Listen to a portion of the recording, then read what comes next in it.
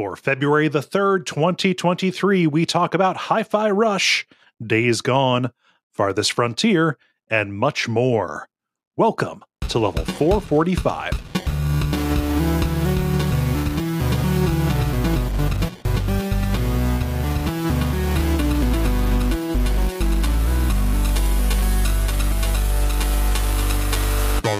My name is Kole Rouse. I'm Dennis Furia. I'm Jala Prendes. And I'm Ben Merkel. And you're listening to The Level. It's a podcast for people who love video games. Welcome, Jala, and also congratulations. This is the first time you've been on since your nuptials.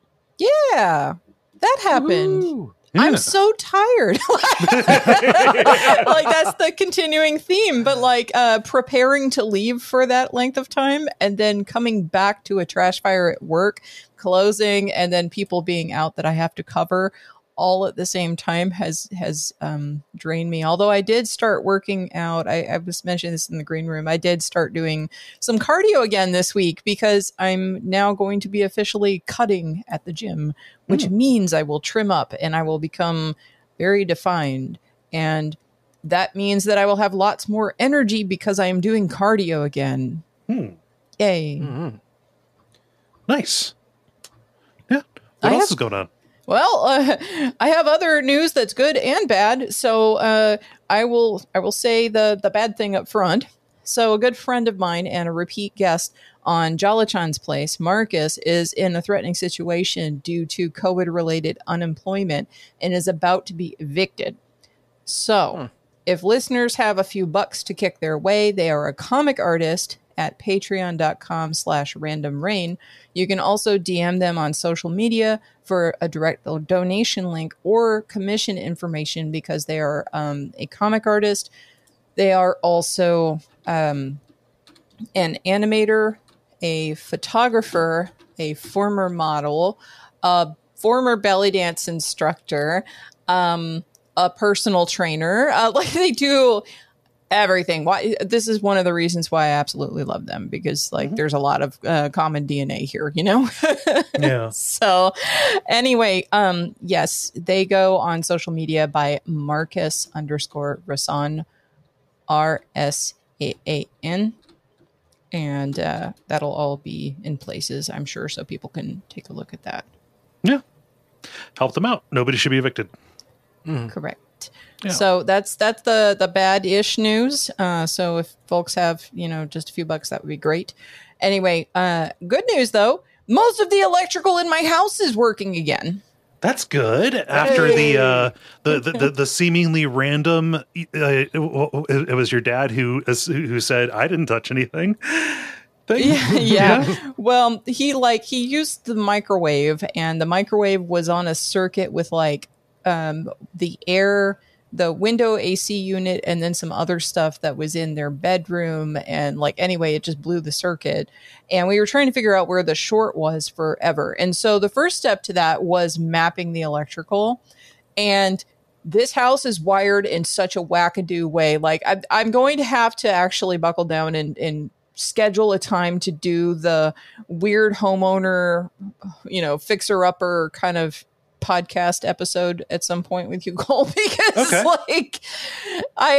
that's an ordeal that was. And then going around trying to change out every plug and go pull all the wiring out and praying that it's not in the wall itself somewhere.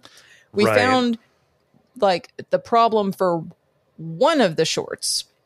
And that's after how many months? I don't even know when this started. It's been a long time. It's been 3 or 4 months, I feel. And anyway, there's only one wall outlet and one overhead light that does not work still, but everything else works. So we're still in process on the rest of it, but we have power in places. That's good. It was the conditions that you described were not tenable. Yes. Welcome back to the first world. Right.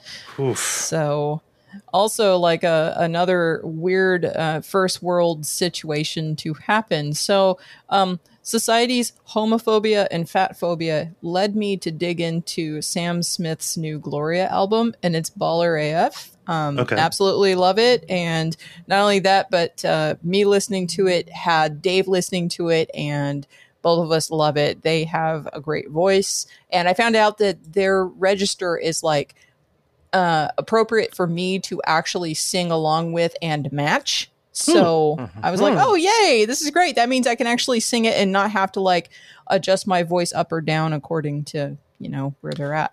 So, yeah, that's always nice when you find those artists who you're like right in the groove for. There's a certain declaration of defeat that happens when you have to drop the octave or raise the octave, as the case may be. Well, and then too, it gets bad because like I don't, like I was never trained as a singer. Like I can carry a tune, but like I wasn't trained as a singer, so like I don't have like a big range. So when you have an artist that has a big range, it's like, okay, I can't hit that high or that low. So but yeah, anyway, so I mentioned the homophobia and fat phobia. It's because they had released the I'm Not Here to Make Friends video recently because this album just dropped on the 27th. And so like there was a music video, and in it they're wearing like a whole number of different outfits, and people were just, criticizing them and all kinds of stuff for what they wear in there. And I'm sorry, but like they're not there to make friends. They're there to serve looks. Like it is fire. So anyway, that's all I have to say about that. Literally in the name of the video. Yeah, literally in the name of the video. So I mean, this is something that like I've had to struggle with my family to a certain degree, which is you don't have to have an opinion about the way somebody looks. Yeah. You just don't. Yeah, like, you don't have to have an opinion about it. And not only that, but mind your own damn business. Like, who cares about your opinion about how that person looks? Like, who really cares? When people have opinions about how other people look, it's because of their like own envy, insecurity, or whatever. Like they're trying to make a show of something. So anyway, so that's all my news. Thanks for the recommendation. Yes, check it out. Ben, what's going on? Not a whole lot. I think I already mentioned in the pre-roll, but I'll mention it again, is today's like the first time that it's light out in Seattle while we're recording. So that's very exciting. Like I think in the past week it passed the 5 o'clock mark for when the sun sets. So nice. That's a big deal out here. We don't have light, guys. But we don't have light like Texas doesn't have electricity. And you know what? My electricity went off twice in the last week because there were some storms. So yeah. Jeez, wow. Like that's even like a gut punch. Thanks, Dennis. Did anyone, this might be hyper local, but did anyone watch the Bengals game over the weekend? Does anyone care? I did. It was sad. I mean, it was a great game. It's just hard to beat the Chiefs and the refs. Right. Yeah. I got to meet up with friends for it, so that part was a win no matter how the game turned out. But sorry, Cole, I interrupted. On the plus side, now I don't have to care about the Super Bowl. Yeah, that's good. It frees up a Sunday. You only get so many Sunday nights, Yeah. I didn't watch the game. Not again. It's just I caught all of the frustrated opinions from people on Twitter as they were watching it. So your blood pressure is lower as a result. I mean, I was still on Twitter, so yeah. Well, it's good that you got to watch it with friends. Yeah. Nice. Dennis, how about you? I went to a physical arcade this week. Ooh, which one? So in Sharonville, Arcade Legacy, which is like a Cincinnati chain of arcades, just opened up a new location. Okay, so they're not doing it's not the in the Dead Mall, the super scary Dead Mall. No, super duper scary Dead Mall. No, I think they've moved out of that. Now they're in their like own location that you don't have to go through a haunted mall to get to.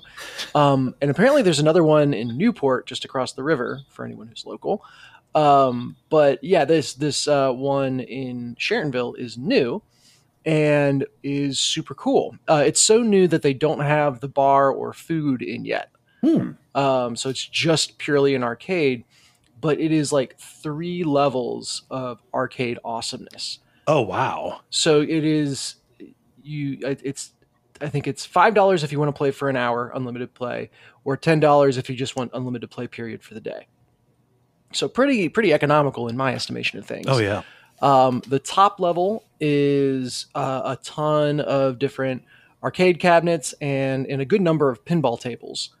And just like really cool stuff. All the, like Street Fighter, Crazy Taxi, Rampage was one of the games that is near and dear to my heart. I think that's my favorite arcade cabinet is Rampage. Oh, yeah. And a bunch of other stuff like that. And then pinball tables. Of note, there was a Haunted House, which is a pinball table that I've played the digital version of. Oh, it's so good. Haunted House is so good. Yeah, the multiple levels going on and everything. And I saw it. I was like, oh my God, like I can play it for real. And then it was broken and I couldn't. So I was very sad. But the other pinball tables I played were great. So that's the first level. It's just a ton of arcade stuff. You could spend all day there alone. But you go down a level and they have like a dedicated pinball arcade, which is probably 30-ish additional pinball tables. And they are 50 cents a play, but they are. I was going to say that like the pinball cannot be covered under the $5 the hourly rate. Yeah. No. Yeah. So they charge 50 cents a play there, but it's all like the modern tables and then like the really popular older tables. So that's where they put the primo pinball experience. But you go down another level, and in the basement is a giant area just filled with TVs and consoles. Oh, and it is like games hang out down there. There's a row of fighting cabinets along the wall, and then there's just a ton of like CRTVs, modern TVs, retro systems, modern systems, and you just rent out controllers to whatever system you want to play. Go sit at that TV, and at least for the N64, which is what I played. It's a emulation where they've just got like everything, play anything you want. And that was super cool. Cause I went with my kids and it was like, all right, you guys like Mario Kart, you like Smash Brothers. I'm going to take you back. We're going to play N64 Mario Kart and Smash Brothers. What do they think? Also, they loved it. Yeah. Do not think that you're fooling me. You are talking about video games in the opening. So. Oh no! I, at this point, it's unspoken, right? So at first, I had to explain the whole idea of like where your hands go and where the Z button is. And the N64 controller is basically the Lament configuration. It's the puzzle box from Hellraiser. Yes, it is. Yes, I had reinforced from fresh eyes that controller does in fact suck. But once we got that figured out, Mario Kart went well. But the thing they really latched onto was Smash Bros, like the original Smash Bros. Because I think, it's a little bit from a simpler time. And I know like people that actually play, Ben, you might be able to correct me on this. Like I think there might be a lot more arcane bullshit in the N64 Smash Bros. What do you mean by arcane? Like wave dashes and cancels and all this stuff. That's in the GameCube version. The N64 doesn't have that one. Yeah. Okay, very cool. So the lower fidelity in terms of gameplay technicality just made it feel very accessible. And we had a great time playing.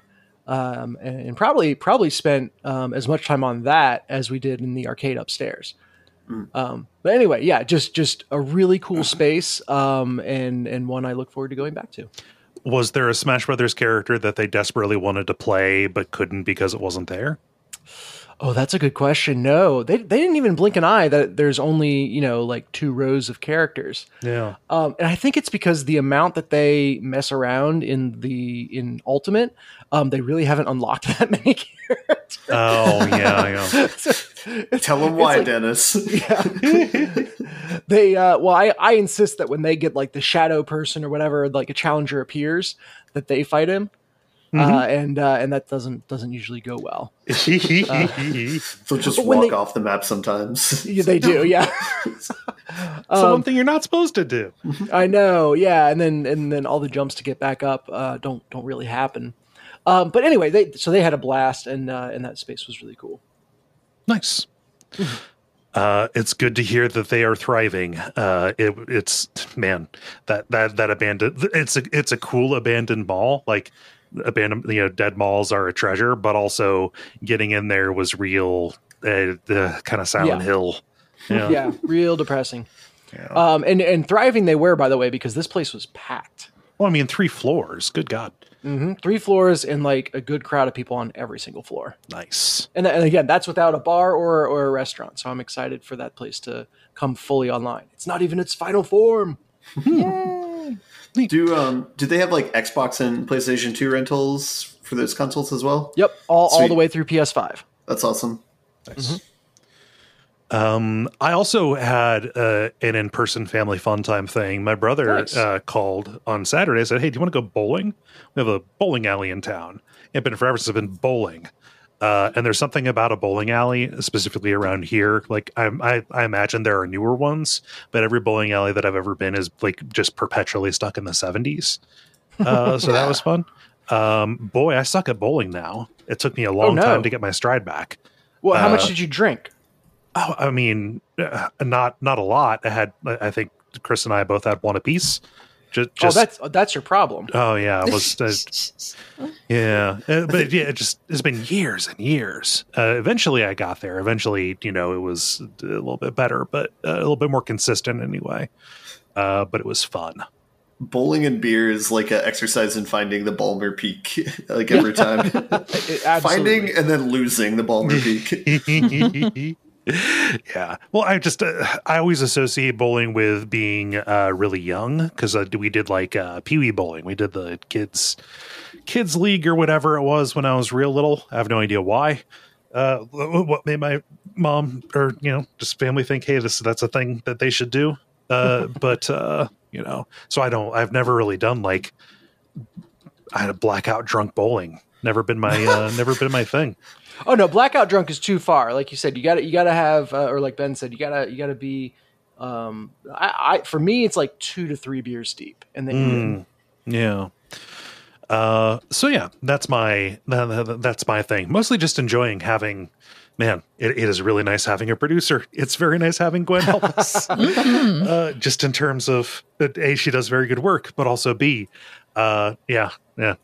See last week where I talked about like, oh yeah, didn't realize what I did. So, well, I think we should talk about games now more so than Dennis already did. He knows what he did. So that means doing the regular kind of show, what with the, the grind, the multiplayer and the end boss. And why don't we get started with The Grind, where we talk about the games we have been playing over the past period of time or so. Jala, you've been away the longest, so I will throw to you. Yay! So I will talk about the other 2 games that I said I was going to talk about when I got back.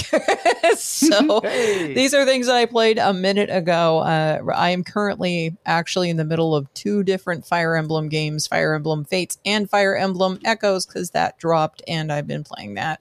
I will give you very, very brief note about that. Just overall, Fire Emblem Fates, boy, is this game horny. Fire Emblem Echoes. Boy, it's not horny. Hooray. And not only that, but for the English voice actors, the person who plays Alir, the male Alir, is actually an old friend of mine, Brandon McInnes, and he also sings the English version of the opening song, and he does a phenomenal job.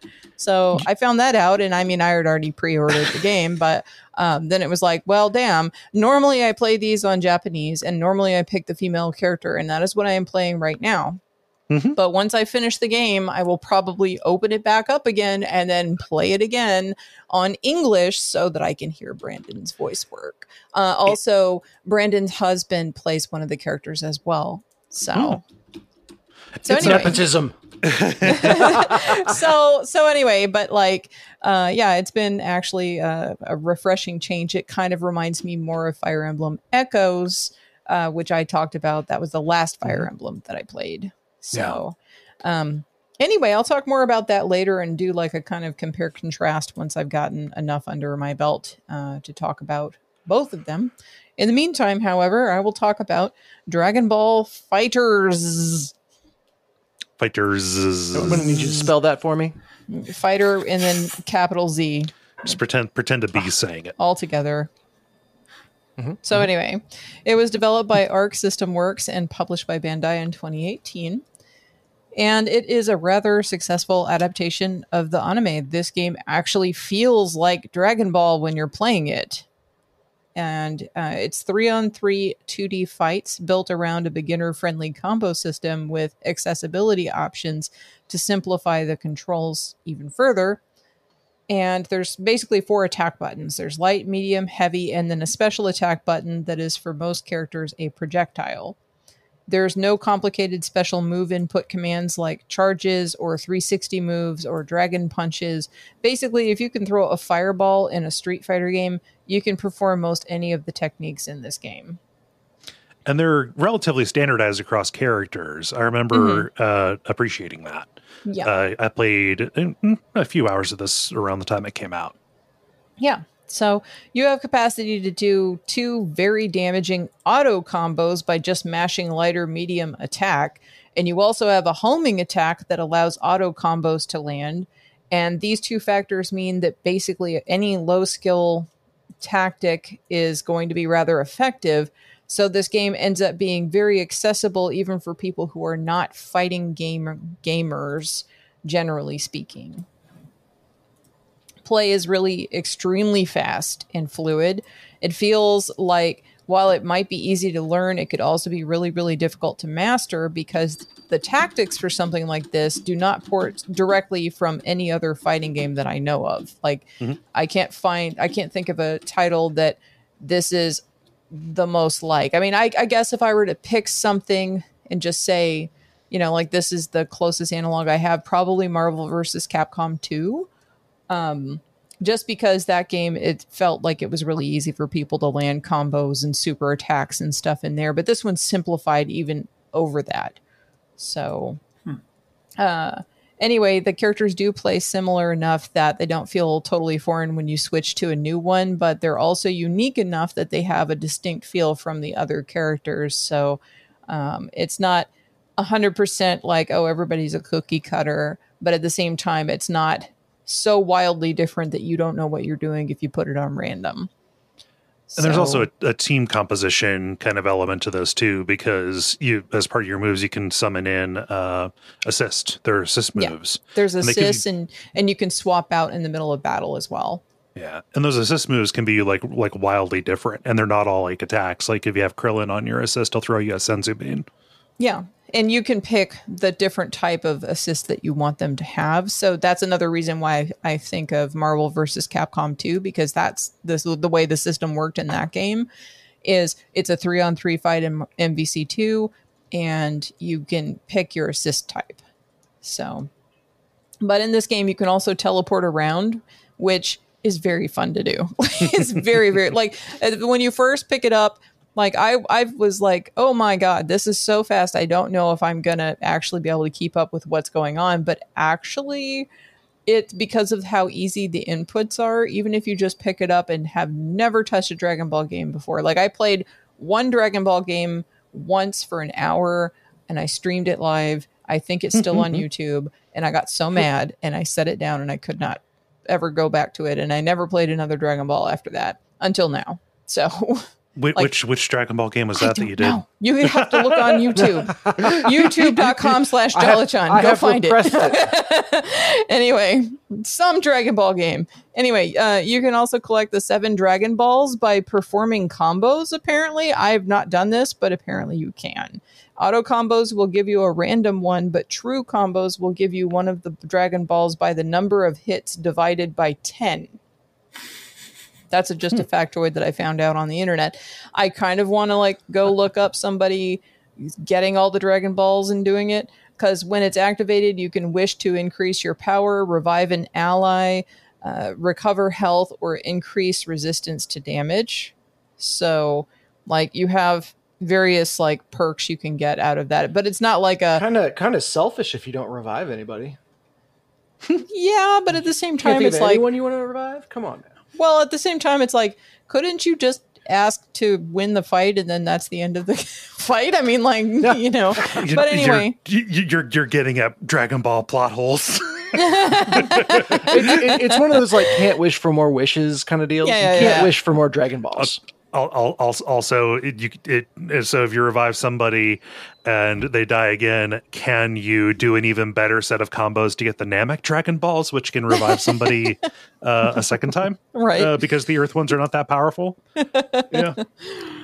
Anyway, so yeah, compared to Samurai Showdown, which is what I talked about on the last episode I was on, this one is also beginner friendly, but FighterZ is more hectic and potentially more confusing, but it has overall higher energy and accessibility. So Samurai Showdown is more of a traditional 2D fighter, and FighterZ feels like Dragon Ball actually successfully translated into a fighting game, and they're very, very different animals. Like, Dave and I spent some time just going through a bunch of different fighting games one night, and we were playing a bunch of Samurai Showdown on random, and then we did Dragon Ball FighterZ on random, and we had more fun with FighterZ than we did with Samurai Showdown, even though we really liked Samurai Showdown a lot. And we're like, oh, all of these characters are really new and different, but there's just like so much going on screen, and it looks like the anime, and there's like little cut scenes, and it's easy to pick up, like ridiculously easy to pick up. So that's why it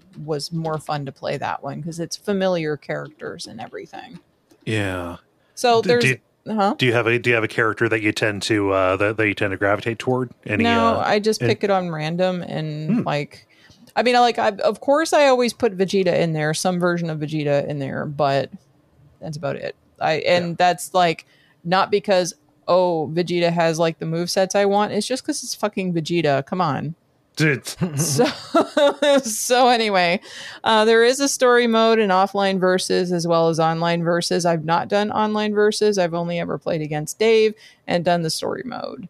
So the story mode is just a really inane plot, and it doesn't feel very compelling. It's a bunch of clones that showed up and they're wrecking the planet. It's just lots and lots of Gokus. But one fun element, though, is that Goku's body is inexplicably inhabited by the player. And like, you just like possess Goku for no particular reason. And then you can also switch to other characters too, which means that, you know, like in the narrative of the story, it's addressing the fact that you can play all these different characters by saying, oh, you can transfer your consciousness into another person's body. And like, it happens in this little animated sequence and everything. So it's like the creepiest camera guy from Mario 64. Yeah, but it actually puts the player, of course, directly into the plot. But it also explains why you have to go through tutorials and how you can control all the fighters, which I can appreciate that, because otherwise tutorials make me very mad, but I did not mind the tutorials in this game because of the way it was presented to me. Yeah. But for some reason, though, all their powers are sealed except for when the player controlling them, the player is controlling them. So that means that the characters need the player in order to fight and save the planet, because for some reason their powers got sealed away by I don't know what, because inane plot. So creepy undertones. Yes. So when you pair up characters that wouldn't actually pair up in the anime, they actually have these fun interactions too when you're fighting, which is really like the highlight of non-fight moments in the game, where they're just like, I don't know about this or whatever, and like they just have these fun little interactions. And anyway, like allegedly some of the fun of the online version is in the lobby where you have a chibi avatar that interacts with others with emotes and stickers and stuff, but I don't know. I'm pretty sure there's going to be trolls everywhere because online. But anyway, that's all I've got about Dragon Ball FighterZ. I need to play more of it, but I set it down because I started playing all the Fire Emblems in the universe. Yeah, at once. at once. For Dragon Ball, is it a character unlock system, or do you have all the characters from the start? Well, it depends on, like, okay, if you are playing just like the versus mode, then you have everything unlocked. Like the base characters unlocked, and then whatever DLC characters you've purchased access to. In the story mode, you have to unlock everybody as you go, because you have to go rescue them first from all the Goku clones. Gotcha. So you can only possess them if you possess them. Indeed. So anyway, the other thing that I was playing before was Super Bomberman R, which was released by Konami in 2017. The story is the evil Emperor Bugler is trying to take over the universe with his 5 dastardly bombers. Nobody cares. Anyway, so the story mode has 50 stages. I didn't know it only took 5. Jeez. Well, I would have done it. Well, see, the story mode has 50 stages. There's 10 per dastardly bomber. And it's basically 8 actual stages. And then the boss has 2 fight levels. And there are little animated cutscenes, but they're not particularly funny, even if the animation is cute, because it's just like the dumbest, most inane, like worse than the Dragon Ball game, inane conversations going on.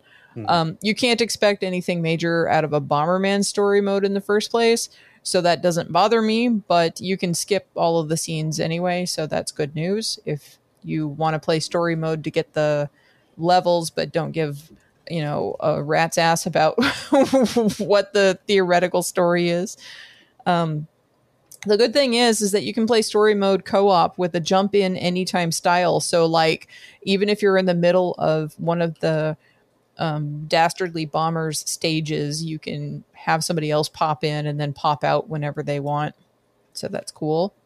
But unfortunately, when you play co-op, the camera attempts to frame the action, and sometimes that means the tracked enemies go out of the frame, or they're totally obscured by the HUD. So that's unfortunate. It doesn't happen a whole heck of a lot. Like Dave and I played through it, and it doesn't happen a lot, but sometimes it does happen. The boss battles in story mode are really, really fun, though, because like the first boss stage is you and the boss in a typical Bomberman maze, and you're trying to blow each other up. The second boss stage is after the boss transforms into something, depending upon what its theme is. And then you have to hit particular weak points in order to get the boss to where you can deal damage to its overall health. Because otherwise, it's like a Zelda boss or something where it's like invincible until you weaken it or whatever.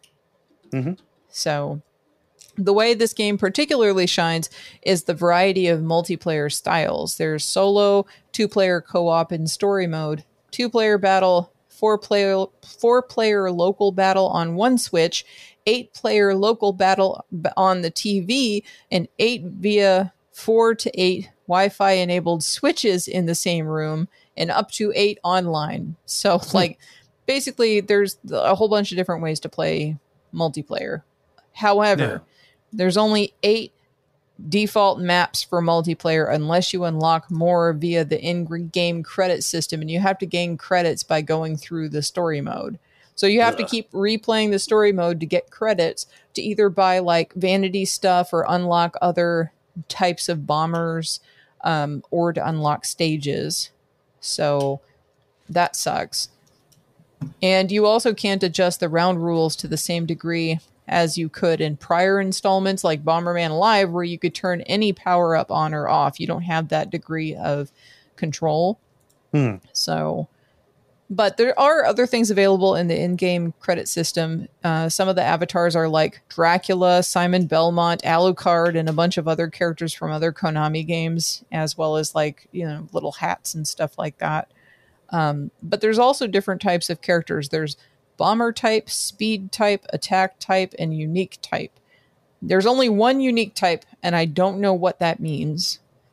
I played it, and I don't know what that means. Attack type means it's just stronger. Speed type means it's faster. Bomber type is just average character, whatever. So, I don't know. I mean, so like, call me a cretin if you would like to. However, the appeal of Bomberman to me back when I really enjoyed playing it was the simplicity. Yeah. I'm talking like in the like Super Bomberman 2, like SNES. You know, you're playing and playing with the multi-tap if you have it. I never knew anybody with a multi-tap. It was still a very fun 2-player game. All of this sounds like way too much ornamentation on top of what should be a pretty basic thing, which is put Bomberman on the Switch with multiplayer, kind of like how they did with Bomberman on Xbox Live Arcade. That was great. Had fun little tricks on it, like people who died could shoot turrets from the side every once in a while. It's kind of like I had a Bomberman on Game Boy Advance, and that one was really, really good. And that one had it where you were in turrets and you could do that. And it was really, really a fun version. I think that was probably one of my favorite versions because it did have that granularity of adjusting the rounds and stuff. And it had a bunch of maps too. So, it's like they spent all this time making the story mode. And yes, you can co-op it with somebody, which is cool. But then it's like, why don't you just put... Like, you could literally just take the same maps and put them in the multiplayer mode so everybody could play on them.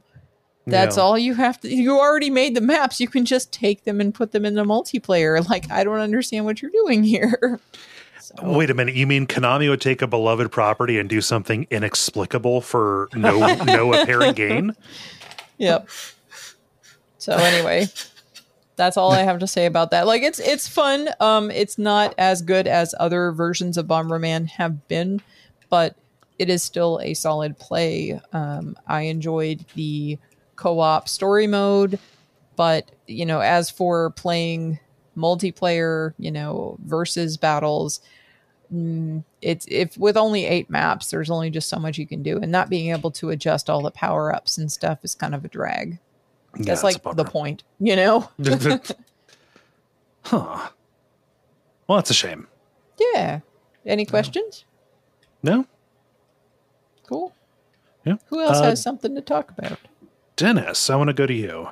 All right. Yes, I have a ton of stuff to check in on. It's all stuff that I've played before, but there's lots of interesting stories, and I think it makes sense to start with Elden Ring because I'm coming to you ashamed. Kole, I found my sprint. Okay.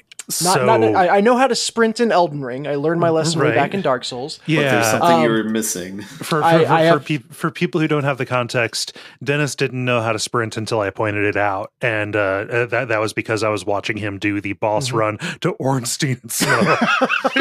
So he got all the way through Anor Londo. Yep. So okay. I know how to sprint in Elden Ring. I learned my lesson. Okay. But I have found my sprint equivalent. Okay. So, as you play, I expect it to be a difficult game, and it was really ball busting. And, all these characters that I find, the NPCs, most of them would talk about, hey, I'm going to go to Round Table Hold after I finished up whatever in-world quest line. Yeah, and so I was like, okay, cool. I can't wait to find Round Table Hold and talk to all these people again. I wonder when I'll get to Round Table Hold. Maybe it'll be after Castle Stormvale. No. Maybe it'll be in one of the areas that I explore in the open world. No. Maybe it'll be after the Academy of Raya Lucaria. So I get 90% of the way through that, literally to the final boss of that area. Okay, so you get to Rennala. Yes. And I realized, like, why is this so difficult? I can't believe I'm finding all these smithing stones that are like level 3, 4, 5. But the only smithing table I've found is can only upgrade to like level 2. So I'm kind of stuck. I wonder, like, I feel like at this point I need to look at a wiki and find out where the next smithing table was. At which point I realized the Table of Lost Grace, that area that it teleports you to, and then I left and promptly never thought about again, is in fact the Round Table Hold. I think Melanie even says, I've been tricking you. I just wanted to observe you. It's time to show you Round Table Hold. Dennis. Yeah. This is where you level up your weapons, Dennis. Who pays attention to things in video games? The name of the bonfire is the Table of Lost Grace, and that is not the round table hold. Okay. Yes, there was a big round table in the hold there. I should have noticed that. Anyway, I pretty much beat the Academy of Relicaria without leveling up my weapons. You know, I'm just really proud that you're brave enough to admit this in public. So things have gotten a lot, though, particularly the run up to the final boss. Although you can kind of run around everything for that, but the run to what's the Flame Wolf person? Red Wolf of Radigan, or wait? Yes, thank you. Yeah, that's a pretty hairy run. Mm-hmm. And you like even dashing through. There's so many magic missiles flying around that you can't really count on not taking any damage on your way in. But clearing it without leveled up weapons is pretty harrowing as well. Yeah. So I'm got through it without leveling up. And very happy now that I figured out how to level up my weapons. Just call it an unintentional challenge run. Yes, that is what I'm doing. That ended after Relicaria. You proved yourself. I proved myself an idiot. Well, the other thing that shows is that you're avoiding spoilers for the game pretty well, right? Because it's like I guess so. If you watched anyone play, you would probably see them go there. Yeah. I wonder now, like, how many of these NPCs I would have seen back out in the world had I talked to them or what have you. I went back and gave the one guy from the chapel the Glintstone key after I finished Relicaria. Uh-huh. And now I kind of wonder if I would have like run into him in Relicaria. No. Okay. Yeah. Well, after a fashion, you would have. Okay. He dies. It's a bad thing to give him. Oh, sad. Yeah, poor Tops. Yeah. Wait, does he die at the entrance? No, that's a different guy. That's yeah. Okay. Well, you know, he died doing what he loved, maybe? Yeah. Getting stabbed by many other students. Oh no. Yeah. But yeah, so guys, I know where the round table hold is.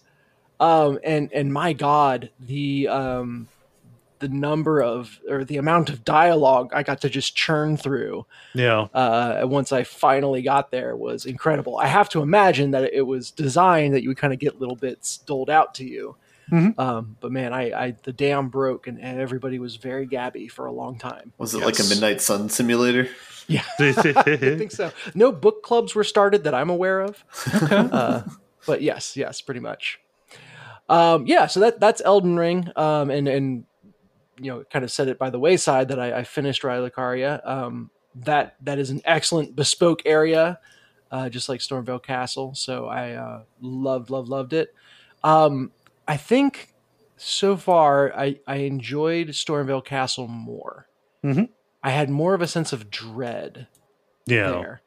And it might I would have said it's because my weapons were underleveled there, but I really didn't level my weapons until the very end of Relicaria. Mm-hmm. So, yeah. That's Elden Ring. Stormvale is hard to mess with. I Relicaria a lot, but more from a flavor perspective, kind of deal. Stormvale is hard to mess with mechanically. I will say the highlight for me was the whole rooftop section. Mm-hmm. Just because the entire time you're going around the rooftops of the academy, you're like, okay, surely this must be like a side path, or I won't be able to jump to that, but maybe I could. And and then it just keeps going. Like, it's just so good. So good. It makes a very good case for adding a jump button to a Dark Souls game. Yes. So very, very happy with that. And on to I haven't really figured out where next. I'm messing back around in Karim. I think it is. There's a blood dragon type of thing that is messing me up pretty good. So we'll see. You mean Kaled? Kaled, yes, thank you. Yes. Yeah. Where's Karim? You're thinking of Oswald of Karim. Yes. Okay. Yeah. Karim is a kingdom in the world of Dark Souls. There we go. Anyway, what is it? Dark Souls doesn't repeat itself, but it rhymes. Maybe. Also, Kale doesn't rhyme with Karim. You know what? History doesn't repeat itself, but it rhymes, and Dark Souls doesn't repeat itself. It just, stuff. Anyway, yeah, I'm messing around with that dragon. Nice. Yeah. Any other questions about Elden Ring? Are you sticking with the blood build? Yeah, still with those Wolverine claws. I like them a lot. I wish I had a different Ashes of War for them. Because it's a quick step that I haven't really felt like I needed. Mm-hmm. So it's basically like a little bonus roll. Oh, yeah. And I would swap it out in a heartbeat for literally anything else because I forget I have it. Yeah. But I think this must be one of those unique weapons where it's like, this Ashes of War, you can put on daggers and short swords, and there's just no category for the claws that I'm aware of. Claws are kind of niche. I've not done a build of those in Elden Ring, so I couldn't tell you if there's like a go-to, Ash of War. I've checked them all. I literally haven't found one that it would even allow me to. So. Yeah. I'm going to ask a question, which might be a mild spoiler, but it also might prevent you from missing something. You can upgrade your Ashes of War eventually. I don't know if you can yet or not, but be on the lookout for that. Yes, I'm aware that I can do that.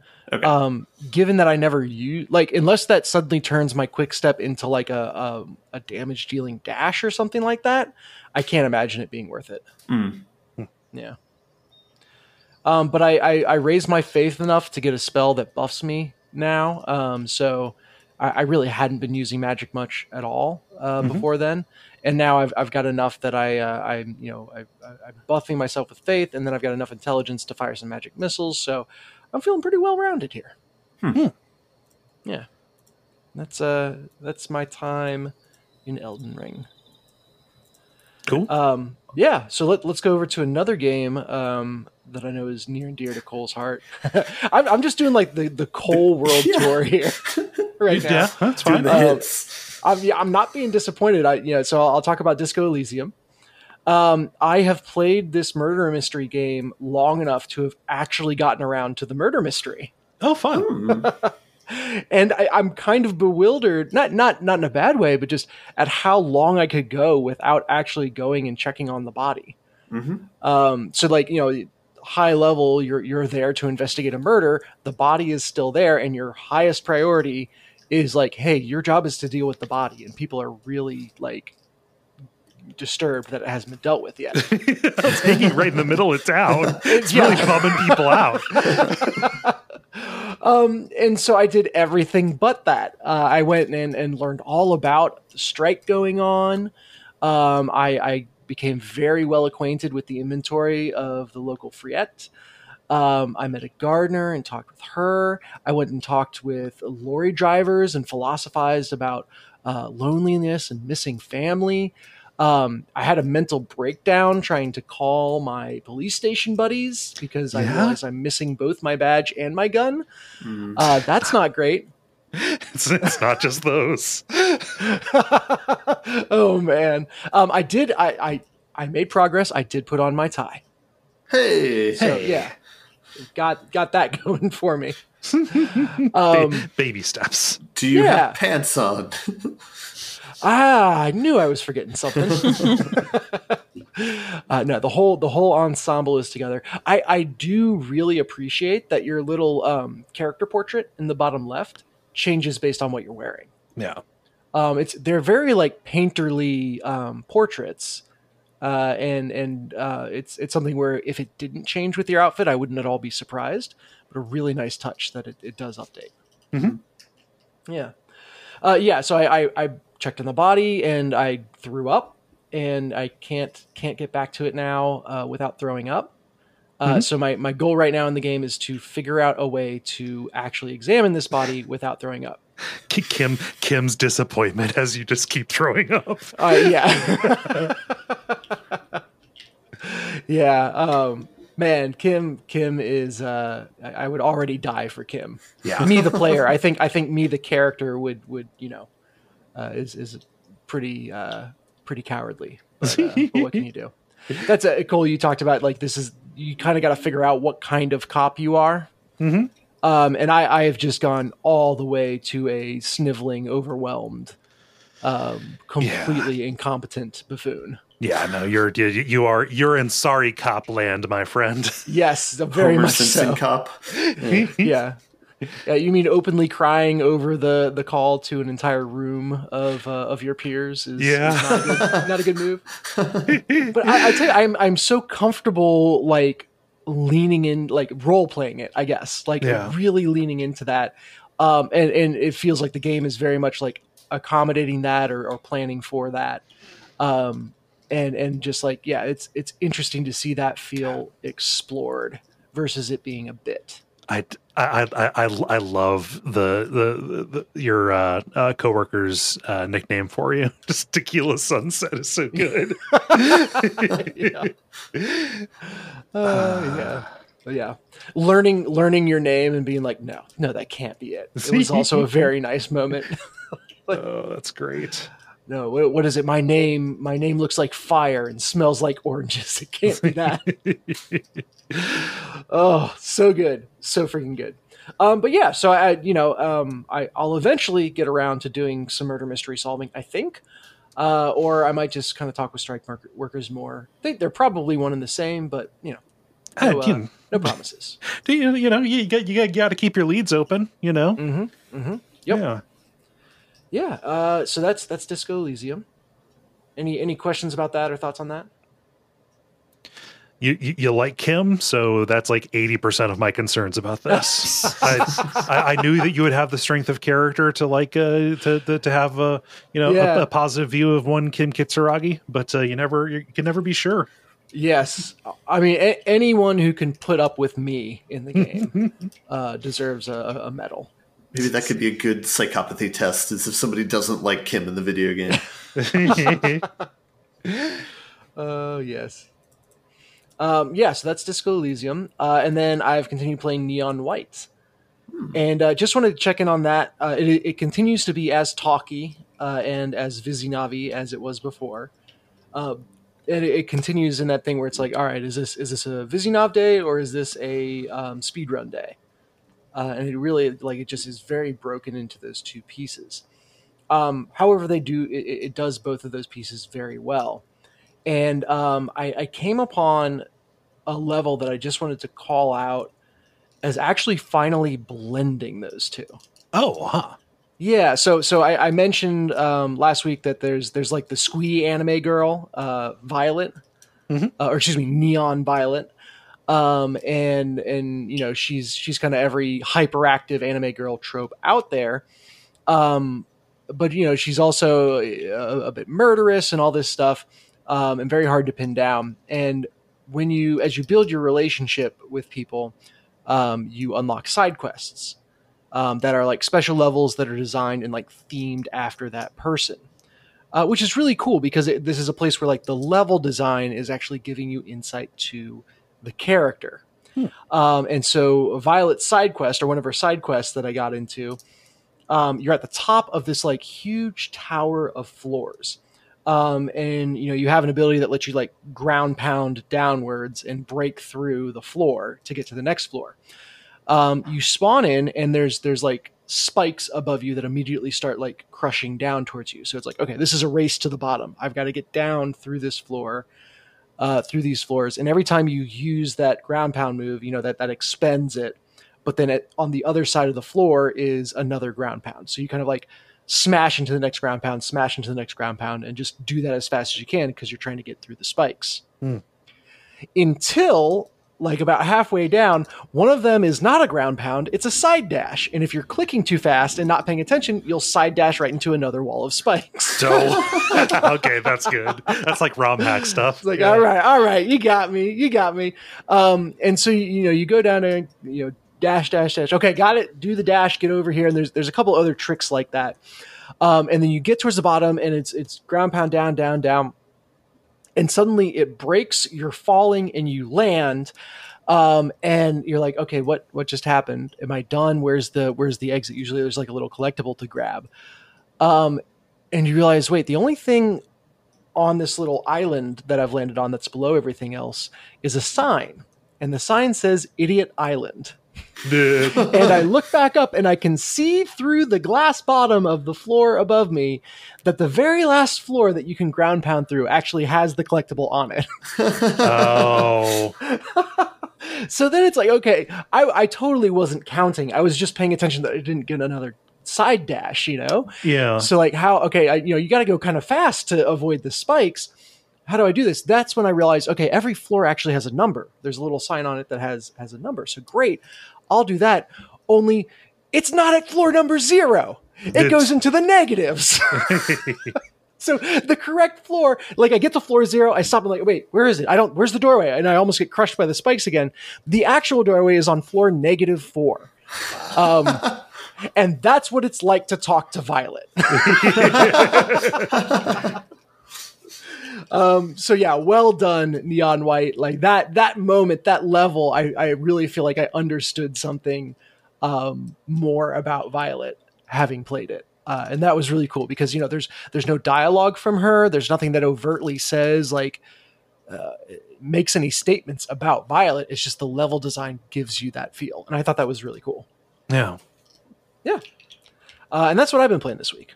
Nice. Well, it's good to hear about a little bit of consonance in those systems at the very least. Mm-hmm. Yes. Yeah. And that's what it's like to talk to Violet. I've got 2 that I'm going to go ahead and do. The first of which I know you've played, Dennis, because you had it in your section I on the figured I've document. played little enough of it that I figured I'd just piggyback on you. Yeah. So this is a game that took everybody by surprise. I'm talking about Hi-Fi Rush. Mm-hmm. It's a new game published by Bethesda, but weirdly developed by, I think it's Tango Gameworks, the company that made the Evil Within games. And What? this, Okay. yeah, this couldn't This is have the least Evil Within game ever. it couldn't have anything less to do with Yeah. with that. I was like, oh, new Evil Within stuff. And I'm looking at just standstill screenshots of it. I'm like, oh, that's weird. It's a colorful horror game. Okay. No. It turns out a developer can make more than one kind of game. Shock. Yeah. In this game, takes place in kind of like a colorful cyberpunk future. Play as just a real hyperkinetic, hyperactive, seems like a teen named Chai, who is going in. His right arm doesn't work, but he has signed on with the Vandalay company, which is funny because that's what George Costanza's fake business is called, Vandalay Enterprises in Seinfeld. That's excellent. He signed on with the program where they will give people augmented parts. Replace body parts for them with super robot parts in exchange for being menial laborers for them. The problem is, 2 problems. The first is there's an accident during the kind of augmentation process where his antique iPod kind of gets put into his Iron Man heart kind of thing. And also, this is a defect, and Vandalay Industries does not actually have a very good defect program. They kill people who are defective. And so having that iPod as his heart means that everything that he does, and in fact, like everything around him, is synced to the beat of the music. And this is a character action game, think like a less frenetic, like Bayonetta or Devil May Cry kind of game, where it's a rhythm game as well, where your all attacks and on both the enemy's part and on your part, and your dodges and stuff, they're all quantized to the beat, but attacking, like pressing the buttons to the beat, will give you greater success. So you get combos strung together, get more points. If you dodge on the beat, you get 3 dodges in a row instead of just 1. Special attacks will have like a throw on like kicker beat in order to get like extra damage at the end of it. Everything is there, and it's a pretty simple gimmick, but it's an all pervasive one, and they do lots of really cool stuff with it. Just in terms of, like, it's not just in the play, but like And not just in the combat, but like there are platforming challenges. Like there are times where the game will just go straight up 2D platformer, and the ways that the hazards move around are set to the beat as well. Like little background, like visual details will be moving to the beat and stuff. It's pretty neat. And all of this is in just a really beautiful cel shaded style. That also the animation is so good. Oh, it is so crispy. It's real, especially in the cutscenes. It is real Enter the Spider-Verse kind of deal. It's on twos is the way that you would refer to it, and it is real, like just very well done and well considered animation. Not like in the sense of oh boy, it's moving so much, but they're just really relying on just like rapid transitions between key poses. And at no point does it look like they are, manipulating a model. Yeah. Like, in so many games, you look at something around and you're like, okay, I can see that is a rigged model that, is moving. That's how you make a video game. That's what that's what it looks like.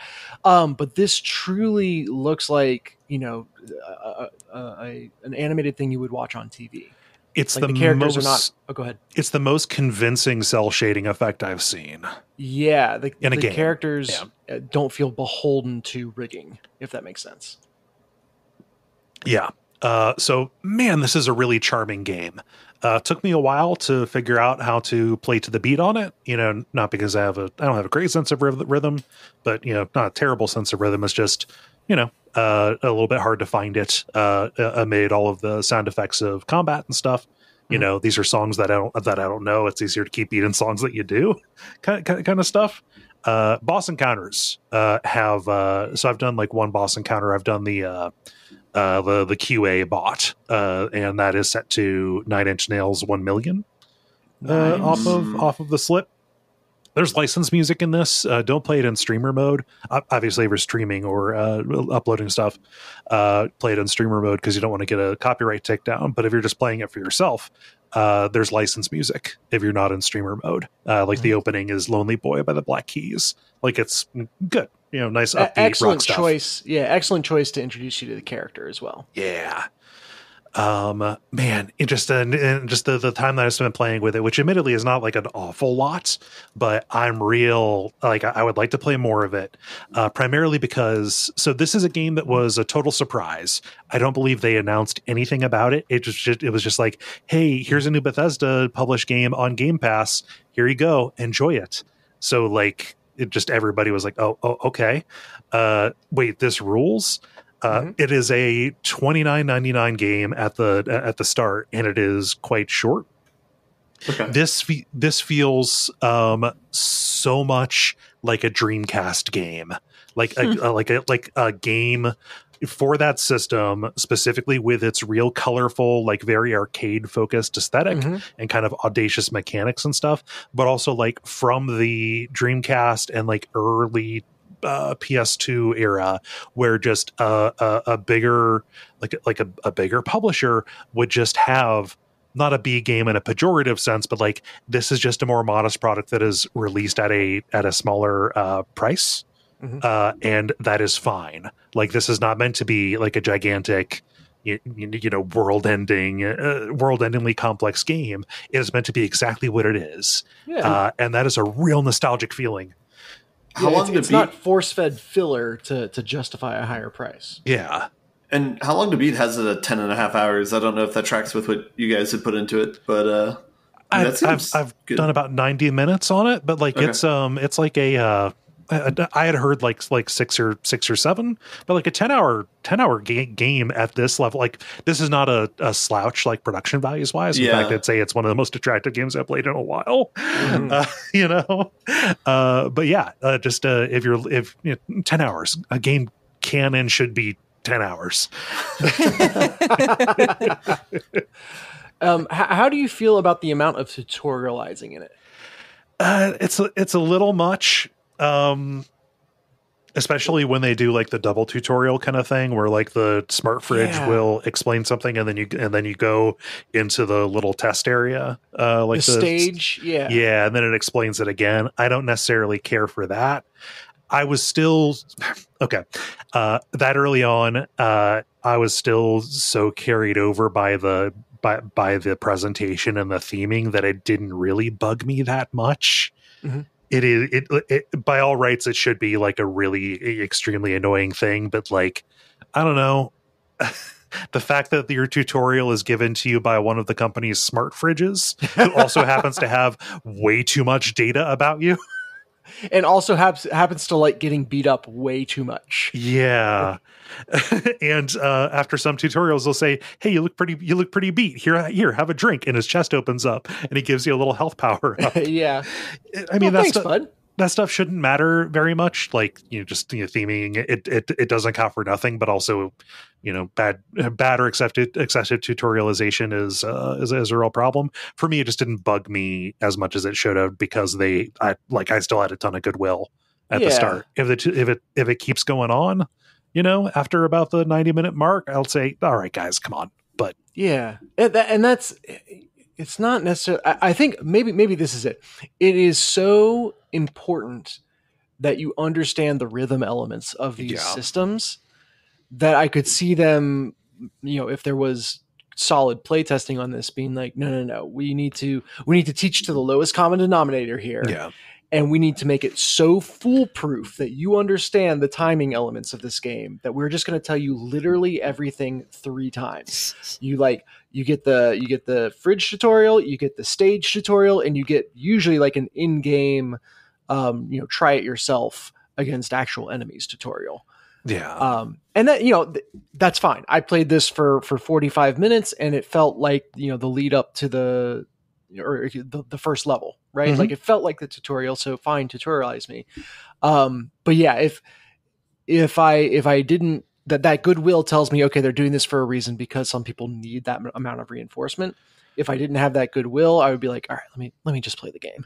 I can see them also aiming at possibly a younger audience with this too, who it just babies will pop along to the beat of a thing, but like turn that into mechanics that it ends up being a kind of a different thing. I can see being frustrated, just like, okay, I won this encounter, but it's still saying I got a D because I wasn't hitting the buttons at the right point. Man, I wish I could turn off the grading. I mean, that's a thing that action games like this do, and they did it. And it doesn't feel like anyone thought about that too much. Yeah. And I'd be very surprised if it rubbed that in your face at any point. Other than a quick report card at the end that can only serve to make you feel bad if you got less than the best. Yeah. It doesn't feel like it really cares about it too much. Yeah. Also, they provide like a ton of. You do not just have to listen to the background track to know what the beat is. So they have visual indicators in there as well. Like you can just press the select button, and it will bring up like a convergence kind of meter, where little semicircles will move toward the center, and you get a visual indication of the beat. There's a visual indication because you have like a little. Basically like a robot cat thing that floats around you that will beep to the beat.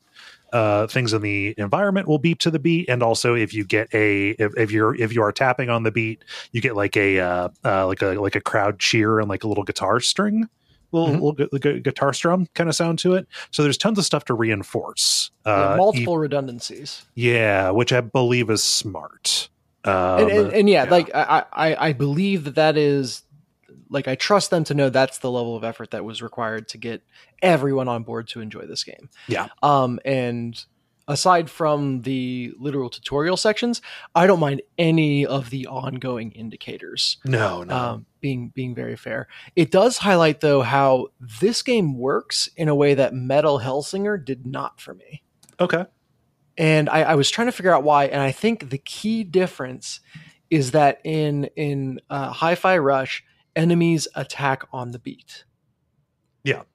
And that is that factors into the way you dodge and everything. Whereas in Metal Hellsinger, you kind of have to fire your weapons on the beat, but nothing else goes on the beat. At least, as noticeably.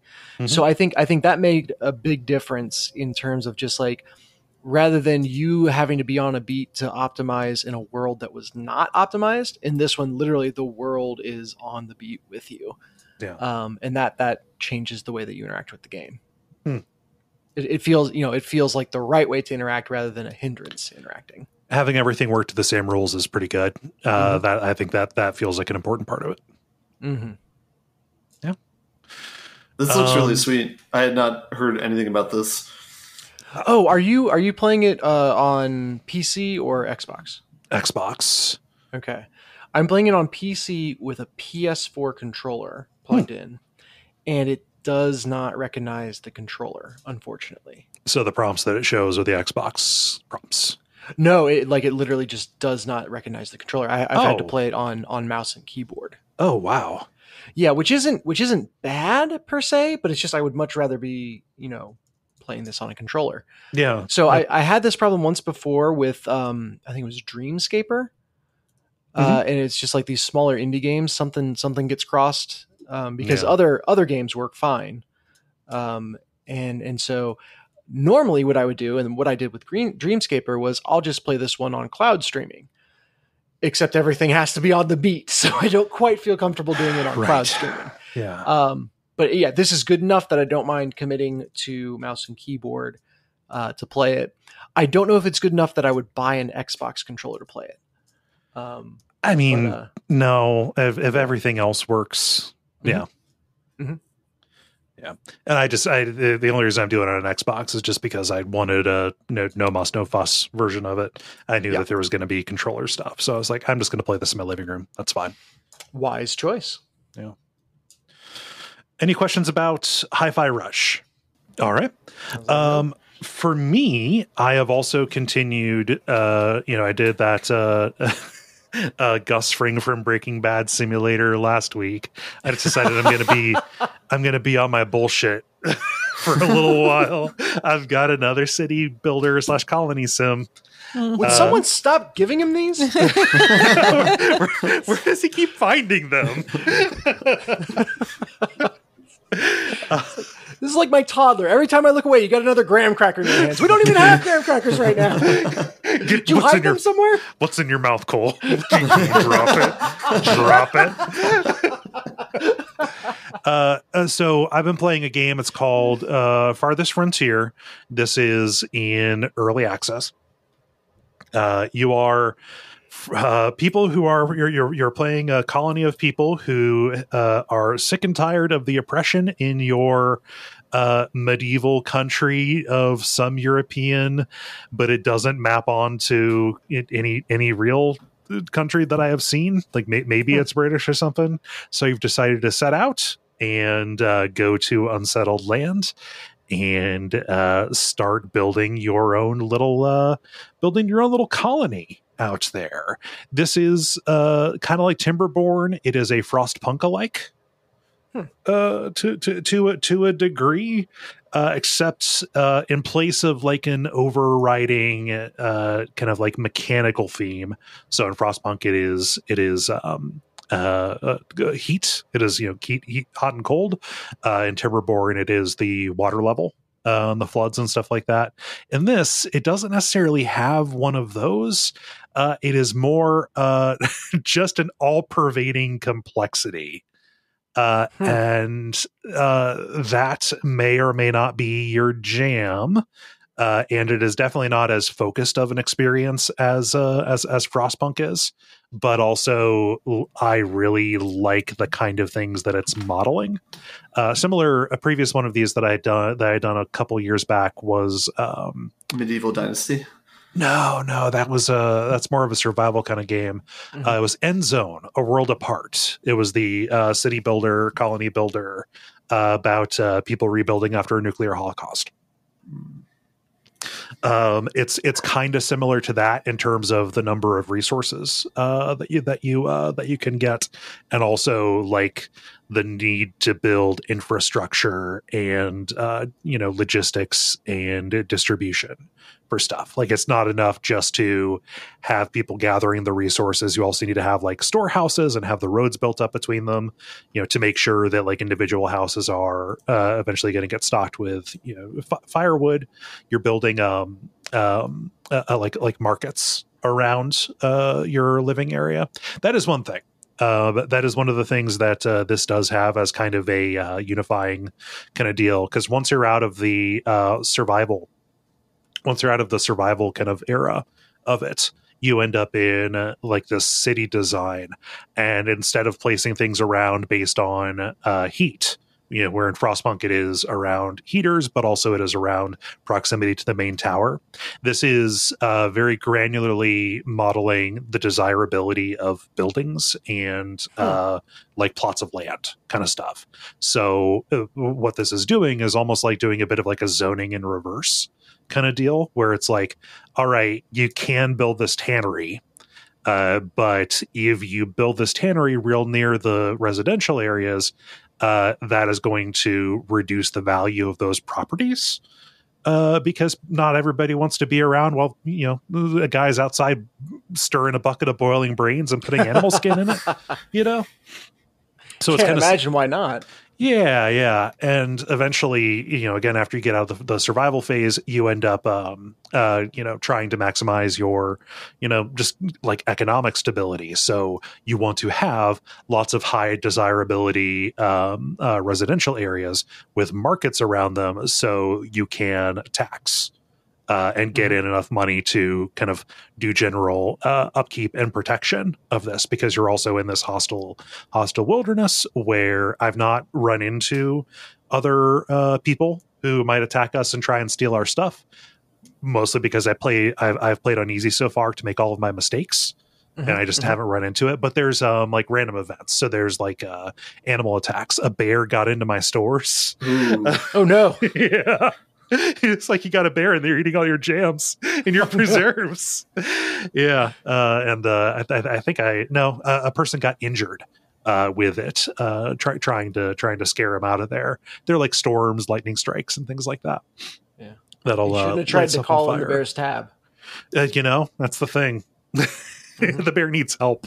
The other thing, just like if you are wondering if this is your kind of deal, so I decided foraging was not doing enough for me. Fishing, it was just real hand to mouth. So I laid out a farm tract. Okay, so all right, okay, we're gonna start some agriculture up in here, and I went in, and instead of just like selecting, all right, we're gonna grow corn here, what you get is a very intricate interface for handling crop rotation. Oh, wow. Yeah, so it's like a 3-year cycle where different crops have different like tolerances to heat and frost, and also will have different effects on the quality of the soil, like weeding kind of stuff. So you've got to like lay it out so that you are farming it, but also doing enough maintenance on the land and growing enough like let's say low value but land modifying crops like peas. Things like that, in order to make sure that the land remains profitable. So like I saw that and I was like, yeah, this is really kind of finicky, but also I'm kind of here for it because it's well explained, and also I've not played one of these games that has gone that into detail. And it like immediately made me a second guess. Well, like, all right, I laid out like one big plot thinking, all right, we just want to maximize the surface area. This area here on like the heat map is showing that it's really fertile. Well, let's go. And I realized, no, what you want is a bunch of smaller tracts. Like it'll take more labor, but you can grow like a wider variety of tracts. And that actually was me learning. Weirdly, that was me learning the lesson of early agriculture, which is more smaller plots are better for both variety and resiliency for disaster. So, yeah. So this is early access. I've not seen the level of let's say kind of jank that was inherent and definitely not fried chicken.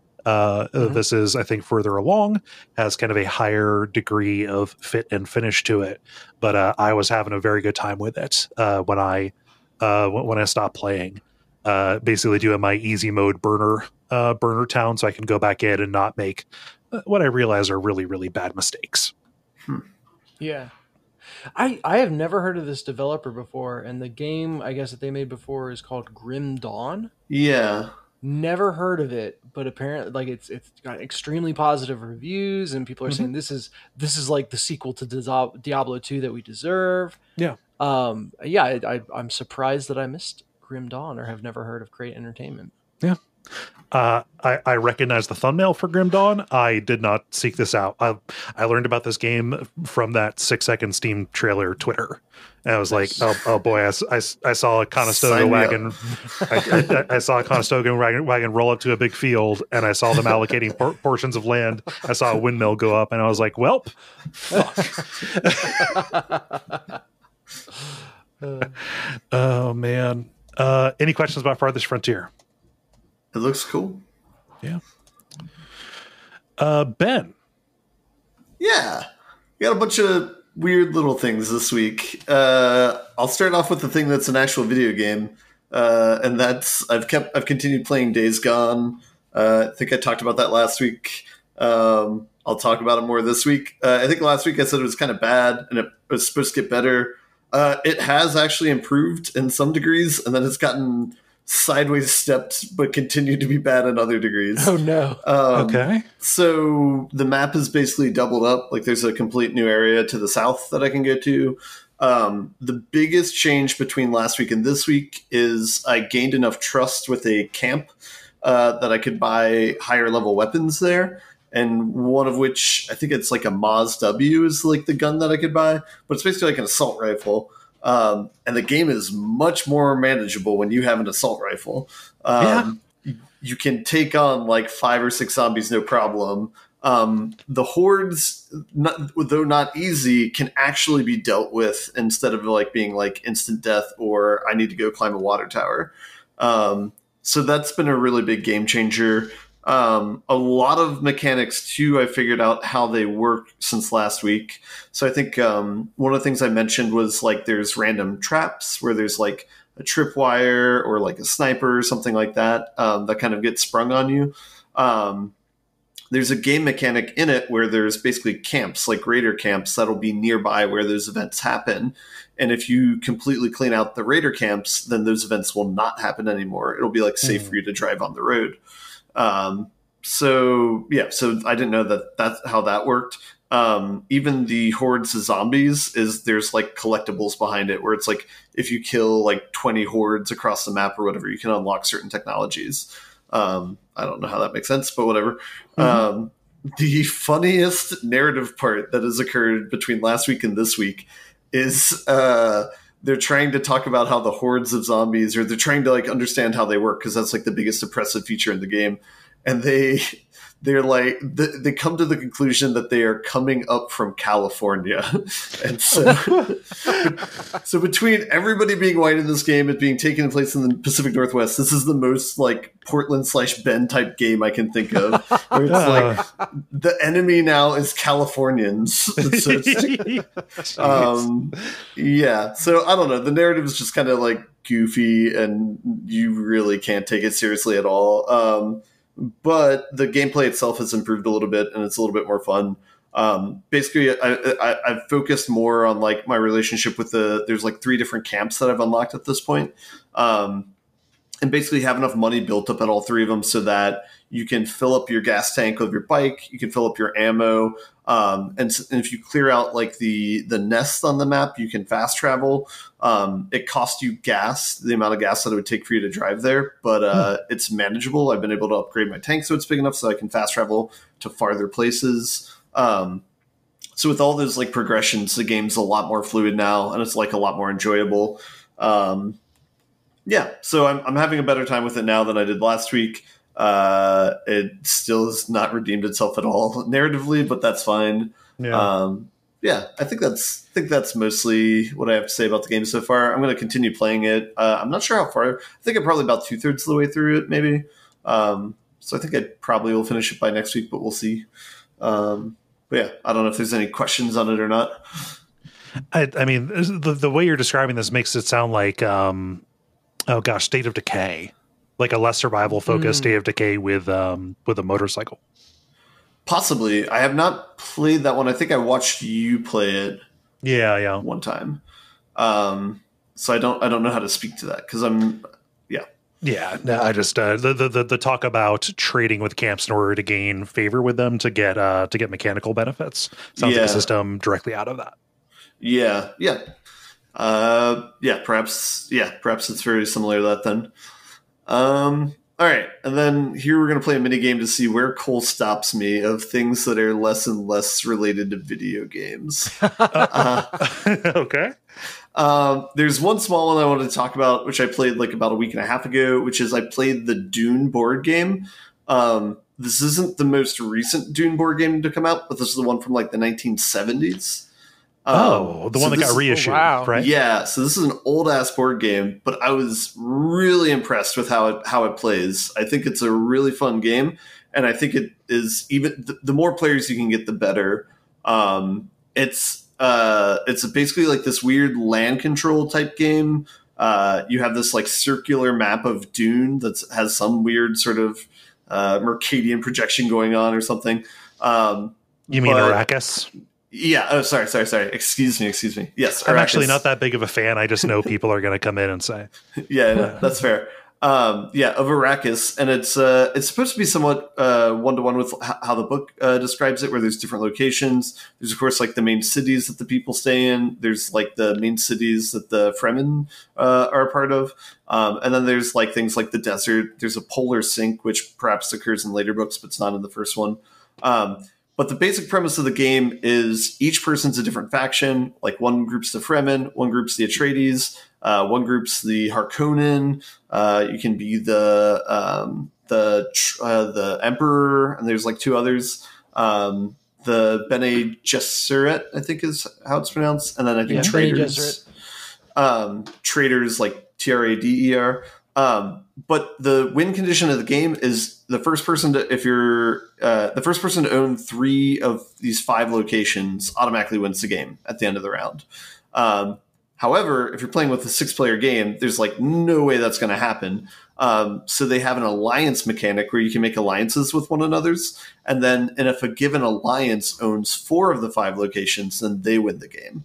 I won't go too far into the mechanics of the game just for the sake of time and brevity, but the feeling of playing it and the way that the game mechanics support the different factions is so well done. Like there's treachery mechanics, there's movement mechanics where like the Fremen can move around Dune like much more quickly than the other factions can. Your leaders can become traitors in the heat of battle, so that they no longer support you, which is very much in theme with the book. Harkonnen is really good at creating traitors, which is also in theme with the book. Mm-hmm. And the alliance mechanic, even though I played a 3-player game, so we just had a single person win. If you play with 6 players and having to try and navigate these alliances that could break, or this sort of betrayal that can happen at any point in time, it's really, really fun. And it really, really feels like the theming of the book. So I was very, very impressed by it, especially because it's a game that's like 50 years old at this point. And like game design for board games has mostly flourished like in the last like 20, 25 years. Yeah. So anyway.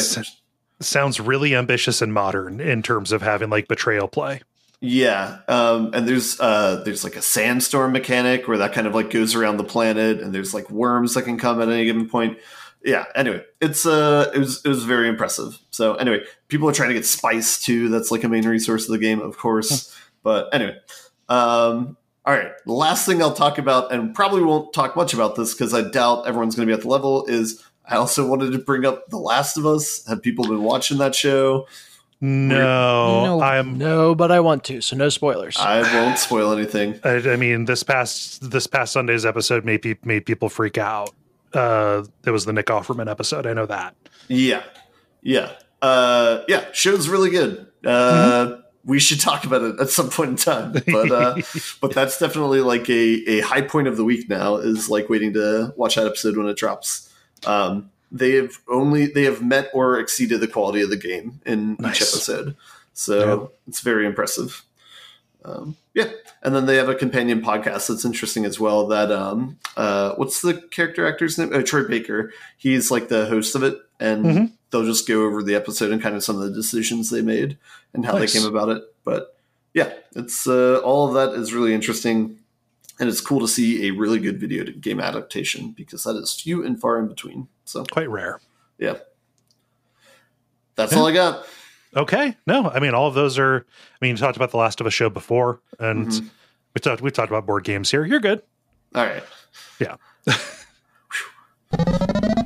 Multiplayer. Now it is time for the multiplayer, where we ask you a question and then you answer it. Dennis, what is the question that you ask the nice people? Yeah, I watched the new Mario movie trailer, and Donkey Kong is just Seth Rogen. So since they're doing a movie where all the celebrities just play themselves instead of characters, I suggest we do a video game where the celebrities play themselves instead of characters. So, what celebrity or notable person would you want to play as in a video game? Not a character voiced by them, but that person. Brian says, easiest Nick Cage of my life. Yeah, a little management sim where you have to just you're eventually going to sell all of your castles, but you got to decide what order so you can keep as many castles as you can for as long as you can. Have you never played Castle Crashers? This has been done. No. Ben, what does Callum say? Callum says Alan Rickman, and then followed by some necromancy may be required. I mean, deceased celebrities count. Yeah. I mean, I don't know anything special. Just a working British actor. He's not going to have a surprise face on him this time in Die Hard. That's messed up. Do it as Alan Rickman. You've got to do a bunch of QTEs, like very difficult QTEs, to continue doing his American accent that he tries in Die Hard. Yeah. Jala, what does Greg say? Greg says Tom Brady during the prime of his career. Money, popularity, skills, married to a supermodel. What's not to like? Oh, Tom Brady. His politics, the team he's on. Sorry, I mean, Greg. you can play this. You just set Madden to like the easiest possible mode, and then now you're playing as Tom Brady. Oh man, just lots of dunks on the football, man. Dennis, what does Naveen say? Naveen says, "Y'all ever get the desire to crawl into John Malkovich's mind and like control him? Just me? Okay." That's pretty good. Don't watch the end of that movie. Don't spoil for yourself how it's going to turn out. Let's see here. Peter says, I'd go with Keanu Reeves, and the story is based on playing as him doing his stunts throughout his movie career. However, the final boss is some Scott Pilgrim level BS where you have to battle Mega Keanu. Yet there is a twist, and the only way to beat him is by not beating him. Like in Final Fantasy VII, how you actually can't lose to Sephiroth, but in this case it happens by not pressing anything. I'm thinking that it ends up being a side-by-side JRPG battle menu, but in this scenario there is no text in the menu. Now I'm going to be using the confused Keanu face. Yes. Go ahead. No, you could. I was just going to move us on. What are you going to say? I'm imagining this being like the Sneak King, Burger King tie-in video game where you just walk around surprising people by being nice to them. Yeah. Except it's not nearly as creepy. The only time he actually hurt somebody is when you were reliving that interview where the person misidentified which of Bill and Ted he was. I played Ted, dude. It's just the most mortified a person has ever looked. Oh, man. Oh, my gosh. Ben, what does Jeremy say? Jeremy says Morgan Freeman as the narrator. It's a text-to-speech sim. Jala, what does Daniel say? Daniel says Carrot Top. He's super jacked, and as a prop comic, I know he has a great inventory system. I like this idea. Just inventory management of like watermelons and phones. I mean, it would take like the LucasArts era of adventure games to its absurdist conclusion, which is you are just making puns with objects. That actually might be fun. Yeah. Huh. I like this answer. Yeah. I wish it wasn't associated with Carrot Top, the chairman of the board himself. Let's see here. That was you, Jala, on Carrot Top there? Mm-hmm. Yes, it was. Dennis, what does Gwillem say? Gwillem says Natasha Lyonne is a perfect video game protagonist. Any genre. She's really having a moment, isn't she? I don't know who she is. She's in the it's not called Bullshit. It's called Poker Face. Thank you. Thank you, voice in my head. With the Mountain Goats is John Darnielle. Yeah. Mm-hmm. Isn't she the person who's in like the Russian Doll? Yeah. Yeah, Russian Doll, Orange is the New Black. Did you know Carrot Top is 57? Oh my. Oh, he looks a lot older. This is looking like Carrot Bottom here. Huh. Yeah. I have seen some things that she's in, but she played Nichols in Orange is the New Black. There we go. Mm-hmm. Let's see. This will be me. Tyler says Danny DeVito. First person shooter. Well, no, see, here's the thing. That's Frank. Oh man! I mean, I too would like to play a game where you're just Frank from It's Always Sunny in Philadelphia, but this is just Danny DeVito. So you are running a limoncello company. You are making very strong lemon liqueur. It's a Getting Over It clone where you're just trying to reach the top shelf. Yeah. Mm-hmm. God, he is a treasure. You're eating carrots during the Academy Awards. I would remember that one. Oh, man. Let's hear, Ben. What does Rookie say? Rookie says, it would be fun to play as Gary Busey in nearly any genre. Every playthrough is a Malkavian playthrough. Mm-hmm. That's the Clan and Vampire the Masquerade that is look crazy. Mm-hmm. Yeah. Gotcha. Man, it's weird that he's still alive. Still here, huh? All right. Yeah. All right. I think he's still alive. Yeah. Not going to check because it's more fun this way. No, he's 78. Oh, unlikely. I did not answer if he was still alive. I just said how old he was. No, he's still alive. He's okay. Gary Busey, we treasure you. Yeah. Let's not go too far now. Yeah. He never dies. His eyes just get further and further apart. Jala, round us out with what Eli says. Eli says the whole Gabriel Knight trilogy, but you're just playing as acclaimed actor of the stage and Scream.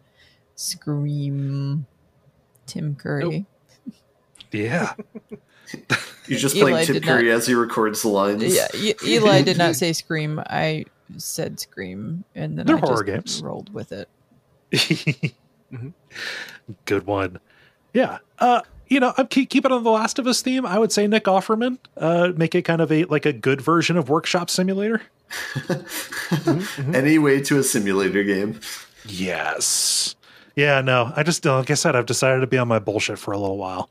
Yeah. He runs a wood. He runs a wood shop. The wood shop that Ron Swanson makes stuff in Parks and Rec. That's actually Nick Offerman's. Oh wow. Yeah. He wrote a book about it. It's good. Very cool. Yeah. Let's hear, Ben. How about you? Here's my pre-canned joke answer is you play a day in the life as David Cage, and it's like all the Heavy Rain games where it's like, should I be misogynistic today? Press the square button, that sort of thing. Should I be misogynistic or racist at this point? Yeah. Ugh.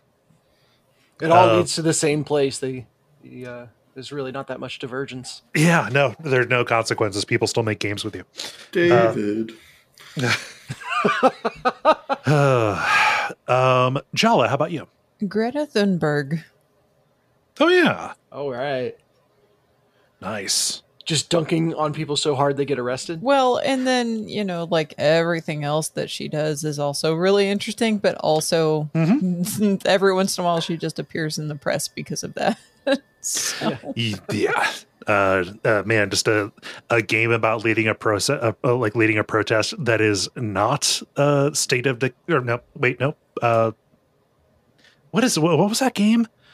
It was a Rockstar game. It was modeled after the world. I know what you're talking about. Yeah, man. Shit. Completely It was a game State about of emergency. That is that, but without being terrible and calling protests bad. That Like, was actually- such an unfortunate game occurring right after Grand Theft Auto, where everyone's like, "Oh, this will be just as good as that. Let's buy it up." Yeah. Whoops. Womp womp. Yeah. And Dennis, how about you? All right, follow me here. Octodad, but it's George Santos. you just fake your way through every situation. Yeah, that's funny because he may or may not still be in Congress when we speak next. But I'm not even convinced he's human. He could be an octopus. We would never know. Man, what a country we've got. Wow. Yeah. Yeah. Fun question, fun answers. If thank you, Dennis, for posting that. If you would like to participate in these in the future, you can go to the Duckfeed community group on Facebook. Watch for the prompts to go up on Monday afternoons and hang around and talk about stuff with folks if you would like to. The end boss. Now it is time for the End Boss, where we talk about things that are happening in the world of video games around us. Let's see. Jala, what's happening in Australia? Australia's new national cultural policy includes the Australian Interactive Games Fund, which will reinstate video game funding for local developers there. Funding was abolished 10 years ago. The original version of the AIGF was broader in scope than the current iteration, and its closure ended up forcing a bunch of large studios to shutter up, and also that forced the withdrawal of a lot of international devs. So the focus of the current plan is on digital tax offset with an emphasis on digital games and small to medium-sized development studios. It should at least help encourage some folks to get back to making video games from Australia, but like, you know, they're kind of like late in coming to this, you know. So. But I mean, between getting rid of the games fund and their ratings board being the way that it is, Australia might be the most anti-video game country in the English-speaking world. Craziness. Used to be Germany, but not English-speaking, but you know. Well, good that they're getting started again. Yeah, we'll see what happens. Like, if you suddenly see more games out of Australia, you know what's going on. It's real depressing to fire up an indie game and see in the opening, like, oh, this was funded by Norway. Yeah. Like, there are countries that will spend money making sure that there are, like, good cultural output in new and exciting industries. Georgia seems to be on point. Georgia has a whole fund for stuff like that. State or country? Well, no, but I'm saying like within the U.S. as a country. Oh, yeah. Georgia, the state, does a good job. Oh.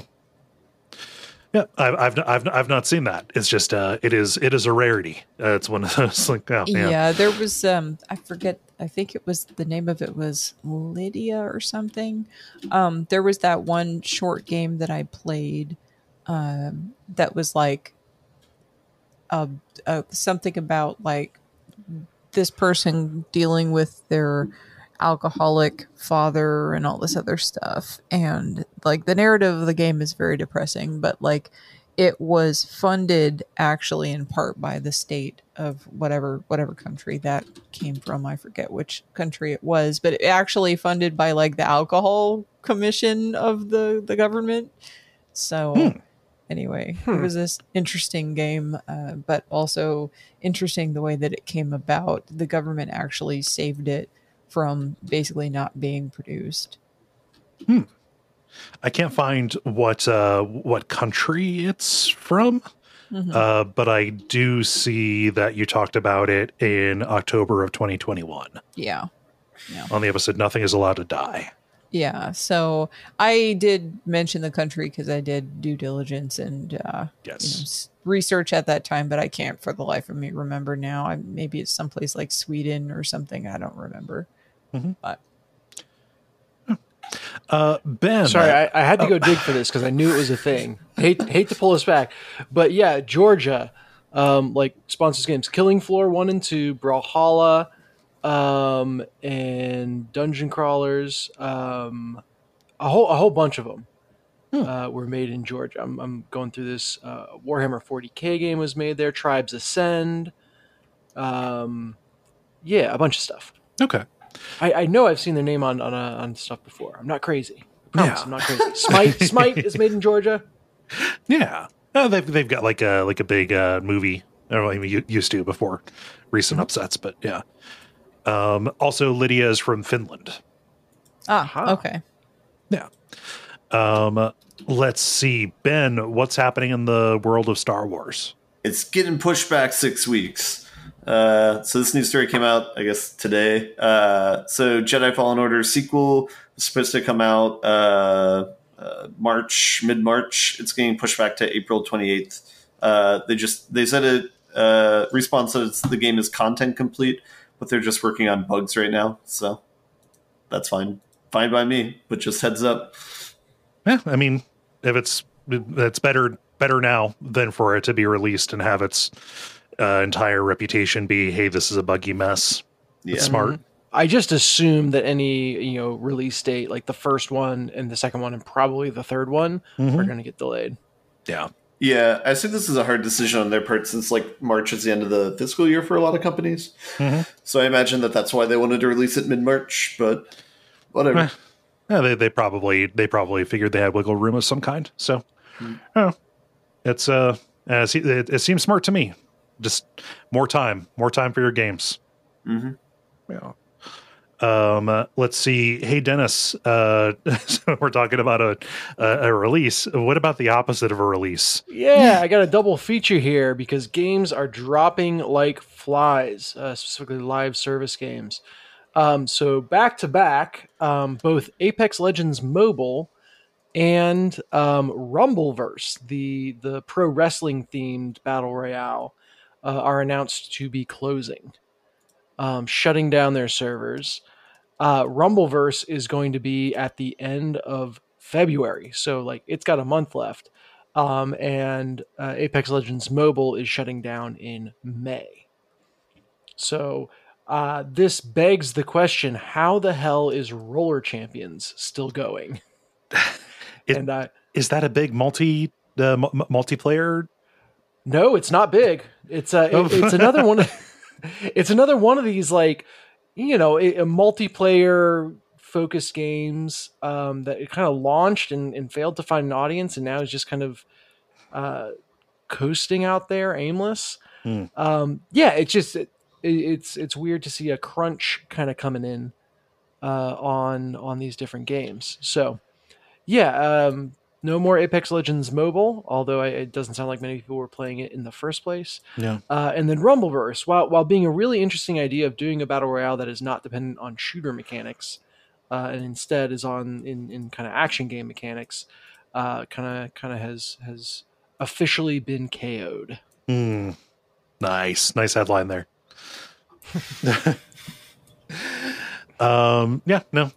Service games are going to shut down. It's inevitable. It's a problem for, preservation, but it's going to happen. Yeah. It is. Yeah, it is unfortunate. And so there are some kinds of games that you can't play without a bunch of people to play them with. And I'm not against designing a game that way. It just does make it more likely that it's going to disappear from the world. Yeah. I've got one, just again, because I'm on my bullshit, I guess. There's a big, Square Enix Final Fantasy event. I believe it was earlier today as we're recording, where a few things were announced. January the 31st is officially Final Fantasy VII Day. There's going to be a demo released for Theatrhythm, the new version of the Final Fantasy rhythm game. All that's fine, but it's not as important as the fact that there is going to be Final Fantasy VII DLC for PowerWash Simulator. The least expected crossover here. I wouldn't have. If you asked me like yesterday, would you want to bet $1 that this is going to happen at 10,000 to 1 odds? I would say I don't know. I can buy half of a candy bar for $1.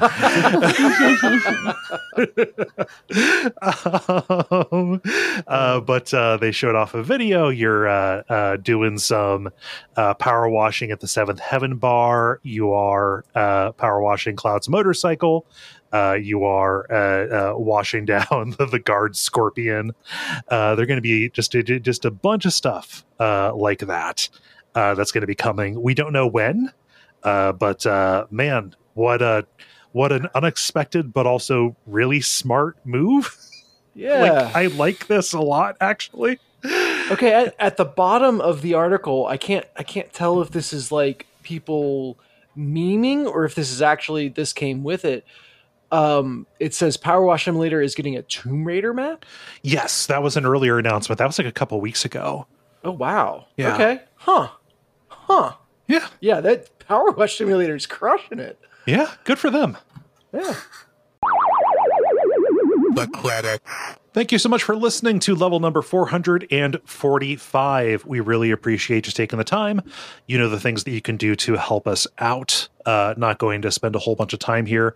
Want to take that instead. Jala, do you want to reiterate the call for the call for help for your friend? Yes. So again, my friend Marcus is in the midst of potential eviction because of COVID-related unemployment stuff.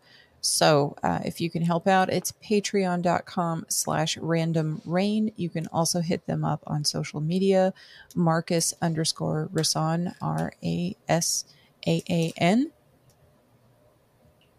Yeah. Consider it. And I would also like to thank Gwen, our producer and editor, for the great work she does. And I want to give an opportunity. Dennis, what's going on with Deck of Wonders? Oh yeah, it's finally shipping in the US. So yeah, shipments are going out. I mean, it's literally thousands of shipments. So they're being batched a little bit, not botched. I hope batched. So some people are getting them a little bit later than others, but they are going out. They're in people's hands. I'm getting pictures from everyone. I'm getting stories from everyone. And yeah, very exciting. So if you pre-ordered, if you backed, and you're in the US, the game should be in your hands soon. Fantastic. Cool.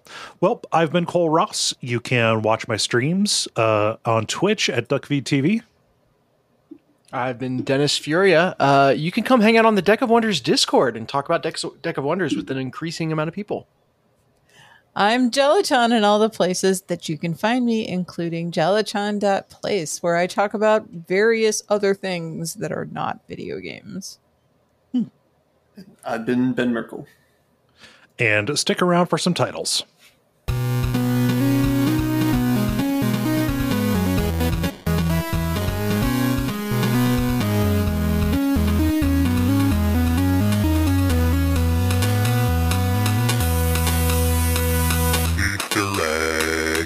Okay, I've just got one. Me too. Which is lots and lots of Gokus. I just have one that is carrot bottom. Oh no! Oh no! Let's see. I have three. We're on the path for no repeats here. I have Because Internet. Okay. From Jala. That's a Don Glover album name. I have And That's What It's Like to Talk to Violet. And then I have What's in Your Mouth, Kole.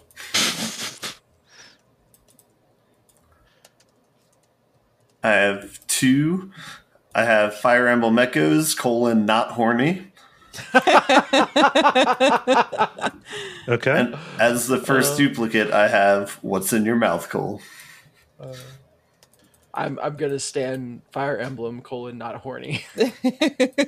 That one's pretty funny. So I need adjudication on this, Jala, because I think you wrote down the title that you said, which was Echoes, but I know you were talking about Engage as the non-horny one. Yeah. How would you want that?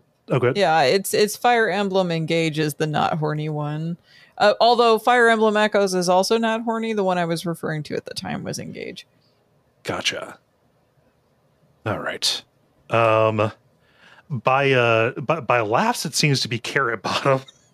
I mean, I'm fine with that. It's not being used in the sexual sense, although it is implied. That makes it even better, though. You know, I don't know if I'll ever be okay with a carrot bottom. You're the one who said it. I won't judge people who are for a carrot bottom. Dennis said it. I would not. Those words would not come out of my mouth. how dare you? Jala, how do you feel about carrot bottom? I don't feel anything about carrot bottom. Okay, let's do that. But Jolly, you're too tired to feel anything. I'm too fine. Yes, exactly. You understand.